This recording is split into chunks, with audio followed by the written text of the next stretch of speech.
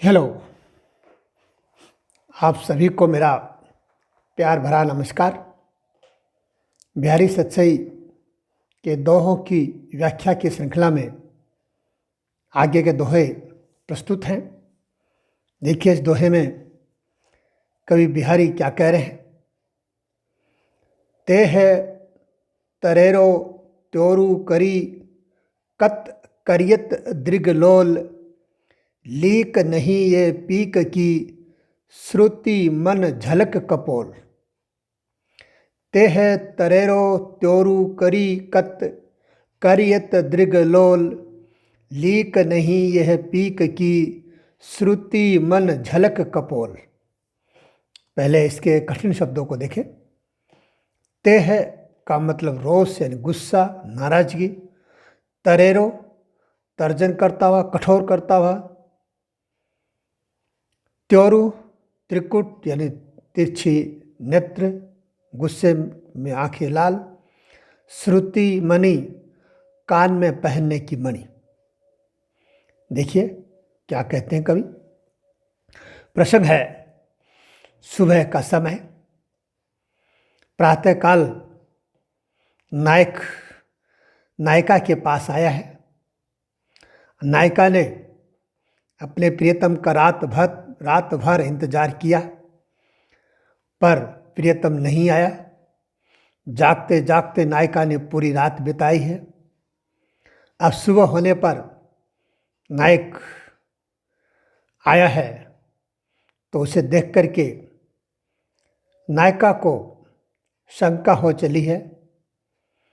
रात भर उसका इंतजार किया है पर कोई खबर नहीं थी, इसलिए बहुत अधिक नाराजगी भी है, गुस्सा भी है।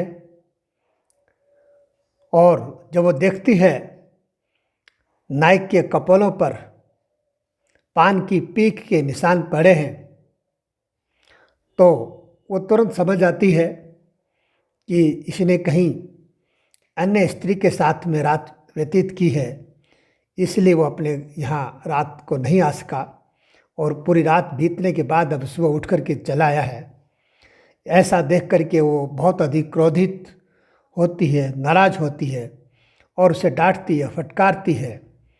और उसी समय जो नायिका की सखी यानी जिसे दूती भी कहा गया है, वो आ जाती है। वो देखती है कि अब नायक की खैर नहीं है और वो नायक का पक्ष लेती है और उसे बचाने का प्रयास करती है। इसी बचाने के प्रयास में किस तरह से बिगड़ी बात को संभालती है, उसी प्रसंग का सुंदर चित्रण बिहारी ने इस दोहे में किया है। देखिए, तेह तरेरी त्योरु करी कत करियत दृगलोल, आंखें लाल कर लेती है, त्योरियाँ बढ़ चली जाती हैं, गुस्सा हो जाती है। उसके नायक के कपोलों पर पान की पीक के निशान देख करके वह बहुत अधिक क्रोधित होती है, गुस्सा होती है। परंतु उसी समय उसकी सखी आकर के कहती है, हे सखी, तू जैसा सोच रही है वैसा कुछ नहीं है। वो इसके बहाने वो नायक को भी इशारा कर देती है कि वो समझ जाए और वो निशान जो है उसको मिटाने का मौका मिले। तो इसी प्रसंग में उसको बातों में लगा लेती है और सखी नायिका से कहती है, हे सखी, ऐसा कुछ भी नहीं है। जो तू इसके कपोलों पर जो पीक जैसे निशान देख रही है, वो पीक के निशान नहीं है। वो तो नायक ने जो कानों में आभूषण पहन रखा है, उसकी लालिमा नायक के कपोलों पर झलक रही है। बाकी जैसा तो सोचती है ऐसा कुछ नहीं है, इसलिए तुम्हें गुस्सा थूक देना चाहिए, इस तरह रोष नहीं करना चाहिए। इस तरह जब बात करती है, इसी बहाने नायक को भी संभलने का मौका मिल जाता है। ऐसे करके जो नायिका की सखी है, दोनों के बीच में जो बात बिगड़ने वाली थी उसको वहीं की वहीं बना देती है। ऐसा सुंदर चित्रण कवि ने इस दोहे में किया है, जो कि कवि की कल्पना शक्ति का बहुत ही अद्भुत सुंदर चित्रण है। और श्रृंगार वर्णन में कवि बिहारी की कोई सानी नहीं है। कितनी अद्भुत कल्पनाएं कवि ने की हैं जो इस पद में आपको देखने को मिली है। अगला छंद देखें क्या कहते हैं कवि। नेकु नैक न जानी परति यो पर्यो विरह तनु छामु उठती दिए लो नांदी हरि लिए तिहारो नामो। नेक न जानी परति यो पर्यो विरह तनु छामु उठती दिए लो नांदी हरि लिए तिहारो नामो। पहले कुछ कठिन शब्दों के अर्थ देख लें। छामु यानी छाम यानी कमजोर, दुर्बल होना। नांदी उस बात को बोलते जब दिए में तेल कम हो जाता है तो दीपक एक बार भभकता है और भभक करके बंद हो जाता है। कभी कभी ऐसा भी होता है कि तेल, दीपक में तेल तो होता है पर बीच में हवा आ जाने के कारण वो 2-3 बार भभकता है और फिर धीरे धीरे जलने लगता है। तो उसी को दीपक की लौ का रूपक नायिका के विरह से जोड़ा है। और क्या कहती है सखी जो है नायक से जाकर के, यानी नायिका की जो सहेली है वो नायिका की सहेली नायक के पास जाकर के अपनी सखी के विरह को दूर करने का निवेदन करती है और प्रयास करती है कि नायक दया करे, उसे अपने दर्शन दे ताकि उसकी सखी का जो विरह है वो कम हो जाए और वो सुखी हो। इसी बात को लेकर के कवि ने ये दोहा कहा है। देखिए अर्थ इसका। नेक न जानी परती, हे प्रिय, नायक से जाकर नायिका की सखी कहती है कि उस की दशा जो है वो अच्छी नहीं जान पड़ती है। पर्यो विरह तनु छामो, विरह के कारण उसके शरीर बहुत दुर्बल हो गया है, कमज़ोर हो गया है, निर्बल हो गया है। उसका उठना बैठना खाना पीना सब कुछ बेहाल हो गया है। ऐसी दशा हो गई है कि अब तो शायद प्राण ही निकलने वाले हैं। इसलिए हे नायक, हे प्रिय, तुम्हें जाकर के उसका दर्द, उसका दुख दूर जरूर करना चाहिए। उसकी दशा का वर्णन दीपक की भभकती लोक से तुलना करती हुई सखी कहती है, हे प्रिय, उसकी दशा इस प्रकार हो गई है कि जैसे दीपक की लो जब तेल कम होने पर 1-2 बार भभकती है और फिर बंद हो जाती है, ठीक ऐसी दशा उसकी है कि वह भी आपकी जैसे उसको याद आती है, स्मृति बढ़ चली जाती है तो वो एक बार हड़बड़ाकर सहसा उठ जाती है और फिर अचानक गिर जाती है। कुछ ऐसी दशा उस नायिका की हो गई है। अब तो आपका ही एक सहारा है जो आपके दर्शन पाकर के शायद उसके बचने की गुंजाइश हो। कवि ने बताया है कि जिस तरह से दीपक भभक कर जल उठता है उसको नांदना कहा है। और ऐसे ही हमारे समाज में भी देखा जाता है कि मानते हैं कि जब मनुष्य की मौत आती है तो बहुधा मरने से पहले उसमें कुछ पहले से ज़्यादा ताकत आ जाती है, वो चैतन्य हो जाता है और मरते मरते अनेक लोगों से मिलने की बात करता है और जोश में आ जाता है कि उसे कुछ नहीं हुआ और फिर अचानक होश में आने के बाद वो शांत हो जाता है। ठीक इसी चीज़ को दीपक का नांदना कह करके कवि ने ध्यान आकर्षित किया है। नायिका की दशा भी नांदना की तरह ही हो गई है कि वह अचानक उठ पड़ती है और चैतन्य हो जाती है, फिर अचानक शांत चुप हो जाती है। लगता है शायद उसके प्राण निकल गए हों। अब तो आपके दर्शन मात्र से ही उसको कुछ सहारा मिल सकता है। हे प्रिय, तुम अवश्य जाकर उसका दुख दूर करो। ऐसी दशा उसकी है जो मुझसे देखी नहीं जाती।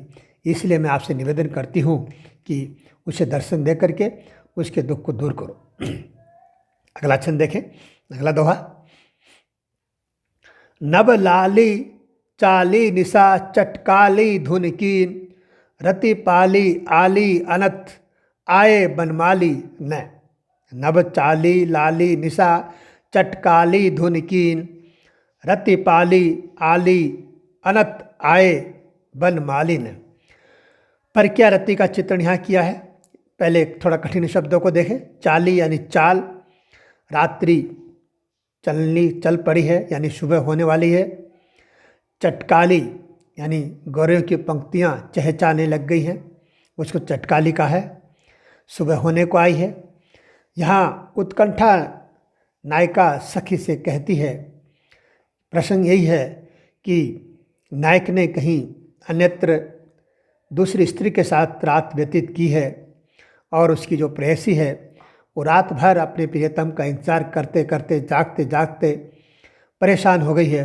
और अब स्थिति यह हो गई है कि रात जागते जागते रात बीत गई है, सुबह होने को आई है। अब तो प्रियतम मिलन की आस भी धूमिल हो गई है। ऐसी बात को निराशा में भर करके नायिका अपनी सखी से कहती है कि नभ लाली चाली निशा, हे सखी अब तो नभ में लालिमा छा गई है और रात का जो प्रभाव था वो अब कम हो गया है, अब धुंधल का होने लग गया है, रात्रि का गहन अंधेरा छटने लग गया है और चटकाली धुन कीन और गौरैयों या छोटे छोटे पक्षियों की बहुत सारे जो समूह हैं वो चहचहाने लग गए हैं। अब ये प्रतीत होने लग गया है कि अब सुबह हो गई है और अब तो प्रियतम का आना शायद मुश्किल है। और वह अपने आप ही अंदाज़ा लगाती है, अनुमान लगाती है कि सखी मुझे ऐसा लगता है कि रति पाली, कि मेरे प्रियतम ने किसी अन्य स्त्री के साथ में रात व्यतीत की है, रति क्रिया की है। आली, शायद यही कारण है कि मेरा प्रियतम अब तक नहीं आया है। अगर ऐसा नहीं होता तो वो कभी का रात को मेरे पास आ जाता, परंतु आज मुझे ऐसा लगा है कि कहीं अन्यत्र किसी स्त्री के प्रेम पास में मेरा प्रियतम फंस करके रह गया है, जिसके कारण ये रात मैंने जागते जागते व्यतीत की है और अब सुबह हो चली है। अगला दोहा देखें। सोवत सपने श्याम घनु, मिली हिली हरत वियोगु, तब ही टरी कित हु गई, निंदो निंदनु जोगु।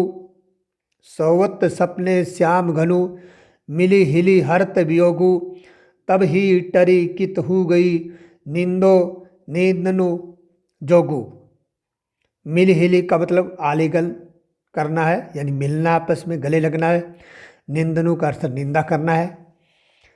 यहाँ प्रसंग यही है कि नायिका ने नायक को सपने में देखा और जैसे ही मिलने की बात हुई, खुश होने की बारी आई, उसी समय उसकी नींद खुल गई।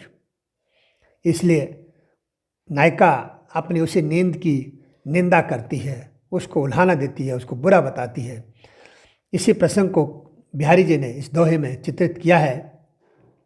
सोवत सपने श्याम घनु, कह रही है कि वैसे तो नींद आती ही नहीं है सखी, प्रियतम की याद में नींद कहाँ है, फिर भी शायद सपने में प्रियतम मिल जाएंगे, ये सोच कर के कुछ देर के लिए नींद आई। सोवत सपने श्याम घनु, श्याम मेरे प्रियतम श्याम सपने में ही शायद आकर के दर्शन देंगे, यही सोच कर के सखी कुछ देर के लिए आंखें लगी। मिल हिली, वो मेरे प्रियतम से सपने में मिली, गले लगी और मेरा दुख कुछ हद तक दूर हुआ, परंतु क्या करूं, जब मिलन का समय आया तब ही टरी कित हो गई, तब अचानक न जाने मेरी नींद कहाँ चली गई। अर्थात नींद खत्म हो गई और जाग हो गई, और जाग होने पर देखा कि जो प्रियतम मिलने की जो लालसा बनी थी, प्रियतम के जो दर्शन हुए थे, वो सब सपना खत्म हो गया।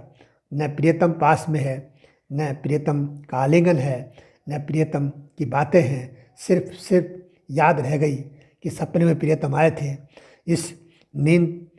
ये नींद बड़ी बुरी थी, नींद ने कुछ अच्छा किया था, परंतु ये जाग हो गई।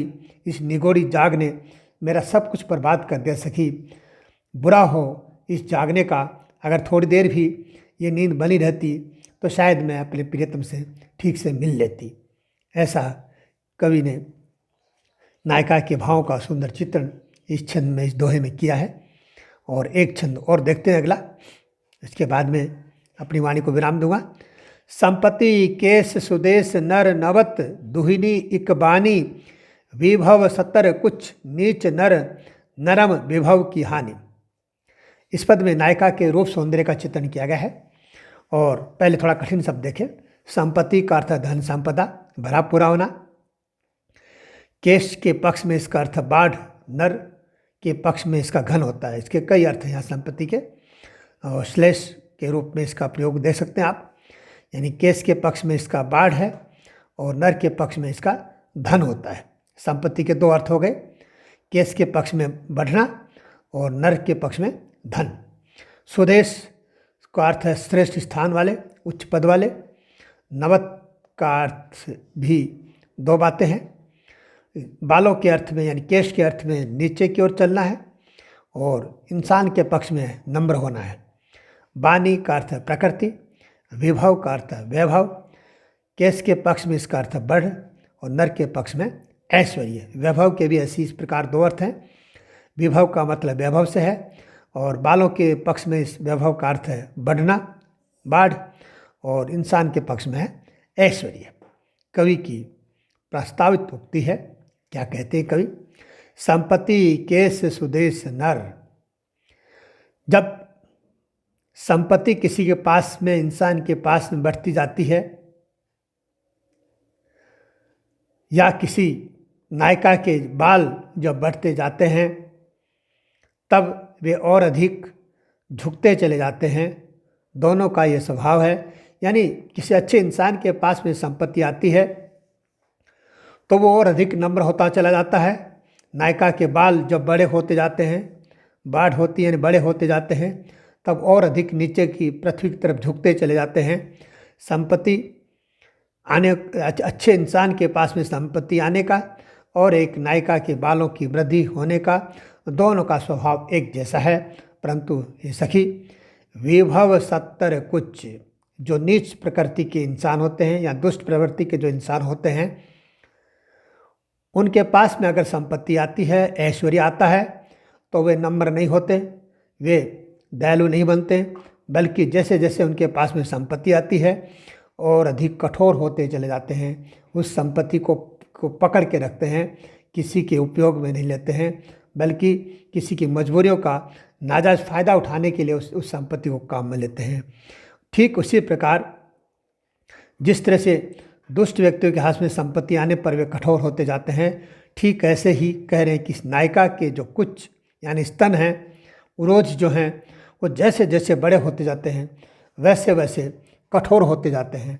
जिस तरह से एक दुष्ट व्यक्ति के पास में संपत्ति आने पर वो कठोर होता है, ठीक इसी प्रकार नायिका के कुछ भी जैसे जैसे बढ़ते हैं वो नम्र होने के बजाय और अधिक कठोर होते जाते हैं। यानी कहने का भाव है कि नायिका के शरीर पर यौवन का आगमन हो रहा है, नायिका युवा हो रही है और उसकी पहली पहचान ही यह है युवा होने की कि उसके उरोज जो हैं वो बढ़ रहे हैं और बढ़ने के साथ साथ कठोर होते जा रहे हैं। यही नायिका के सौंदर्य आगमन की पहचान है, यौवन के आगमन की पहचान है।